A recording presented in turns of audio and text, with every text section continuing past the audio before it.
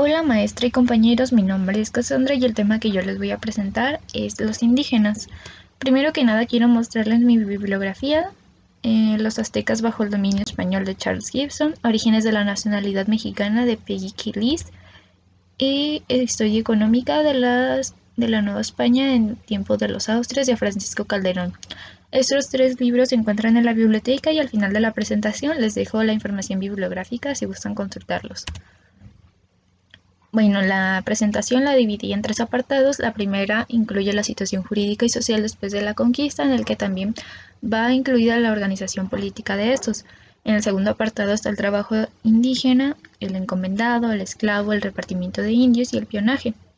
Y en el tercer y último apartado están los pueblos de indios, que son los principales asentamientos, la distribución del pueblo y las dependencias económicas.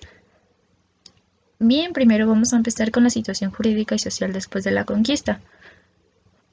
Como ya sabíamos, en los pueblos de indios la organización municipal que fue implantada por los españoles respetaron hasta cierto punto el señorío de los caciques indígenas sobre estos pueblos sometidos.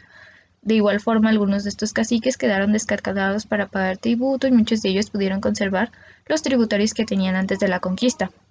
Los caciques tenían un gran poder en sus comunidades y fueron instrumentos esenciales para controlar a los nativos.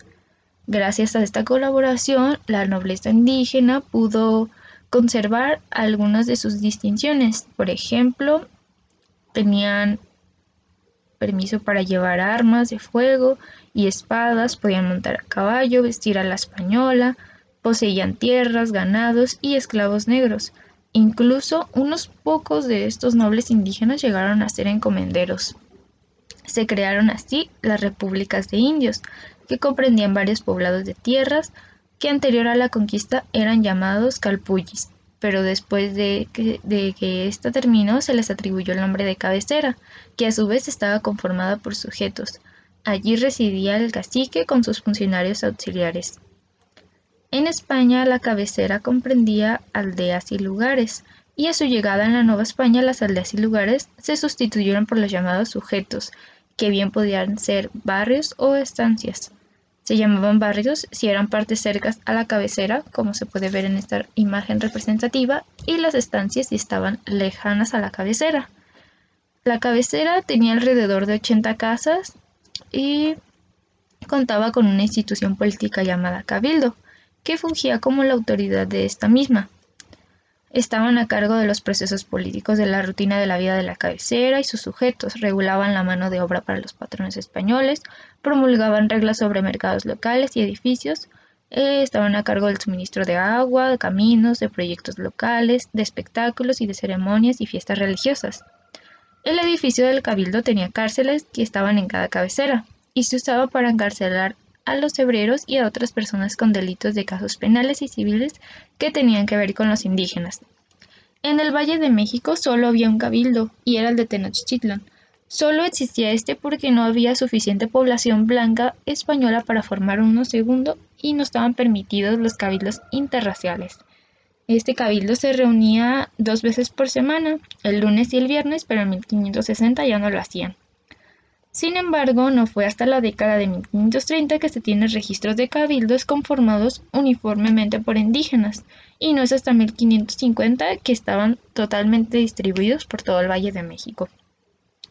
Estos caciques y principales indígenas se convirtieron en gobernadores, alcaldes y regidores de los cabildos de indios establecidos en los pueblos, y actuaron como intermediarios y auxiliares de la colonización. En la mayor parte de las cabeceras, cada año se había de elegir y renovar todo un nuevo cabildo, aunque a veces excedía y se prolongaban más del año. Estaba principalmente por alcaldes y regidores. Los alcaldes eran uno o dos, y estos se encargaban de funciones judiciales de primera instancia. Resolvían disputas por casos como la propiedad, deudas, caballos, mujeres y productos del mercado. Los regidores indígenas variaba el número de regidores en cada locación. Mientras más regidores hubiera, era porque el pueblo era más grande. Por ejemplo, en Tenochtitlan había 12 regidores y en Texcoco había 10, pero por lo regular era de 3 a 4 regidores por cabildo, y estos registraban los asuntos locales. Los alcaldes y los regidores ambos estaban autorizados para recaudar el tributo de los indios y lo recibían en tres formas de pago, que eran las especies, el dinero o en servicios, que prácticamente era la mano de obra. Pero también habían otros cargos menores en el cabildo. Estaban, por ejemplo, los escribanos, que eran indígenas alfabetizados empleados por los tribunales para copiar los documentos de los archivos. Actuaban como copistas en los tribunales y por lo regular había de 1 o 2 si eran comunidades pequeñas, o bien podía ser de 3 a 4 si era una comunidad grande. Estos personajes, los escribanos, requerían entrenamiento, destreza y de muy buena caligrafía. También estaban los mayordomos, que era uno por cabecera, y cada sujeto de esta cabecera también tenía un mayordomo. Ellos administraban los bienes de la comunidad, como las tierras comunales y rebaños, o cuidaban la cárcel. Los tequitlatos o mandones recaudaban el tributo. Tenían a su cargo a los patrones de la población, al igual que los registros de cada propiedad de tierra. Los topiles o alguaciles eran como la policía de la Nueva España y se encargaban del orden. Todos estos funcionarios indígenas, cuando eran recién elegidos, tenían que viajar a la Ciudad de México para recibir la confirmación del virrey, como antes de la conquista, que cada que se designaba un nuevo tlatoani tenía que viajar a la ciudad de Tenochtitlan para recibir la confirmación del tlatoani mayor, por ejemplo, de Moctezuma. Ya para el siglo XVIII venía la aprobación del cura, en lo que los funcionarios recibían sus varas de autoridad y se les fijaban sus obligaciones. Podían ser declaraciones generales escritas o impresas con el nombre del funcionario y obviamente el nombre del pueblo, para que gobernara honorablemente y bien, para asegurar el buen trato de los más iguales, entregar los tributos y reclutamientos de la mano de obra, controlar la ebriedad, porque se sabe que después de la conquista muchos indígenas cayeron en estado de depresión y eso les orilló a caer en el vicio del pulque. Entonces estaban obligados a controlar estos actos. También tenían la obligación de promover la doctrina cristiana, controlar los delitos y eliminar la idolatría de sus falsos dioses. En la Ciudad de México se intentó un cabildo interracial, pero los españoles nunca admitieron a los indígenas en su seno. Había completamente cabildos españoles o cabildos indígenas, como ya lo había mencionado. Ramírez fue leal, presidente de la primera Real Audiencia de 1528, declaró que los españoles se oponían a los cabildos interraciales porque afirmaba que las elecciones indígenas eran más ordenadas en comparación a las españolas y que introducir a los indígenas en los cabildos españoles sería ponerlos en contacto, y cito, con todo el mal que hay entre los españoles. Esta clasificación de cabeceras y sujetos españoles antes de la conquista ya eran utilizados por la sociedad indígena, eran llamados subimperial o preimperial.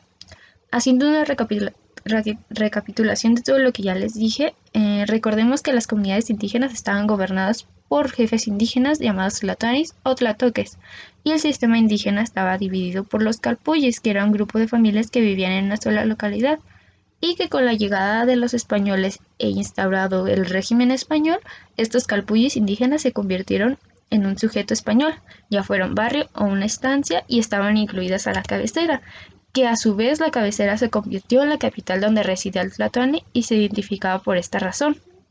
Durante los primeros 5 años después de la conquista, solo 5 poblaciones sin tlatoani fueron designadas como cabeceras, que era Teocalhueyacán, Tizayuca, Tecama, Chicaloapa y Tlalnepantla.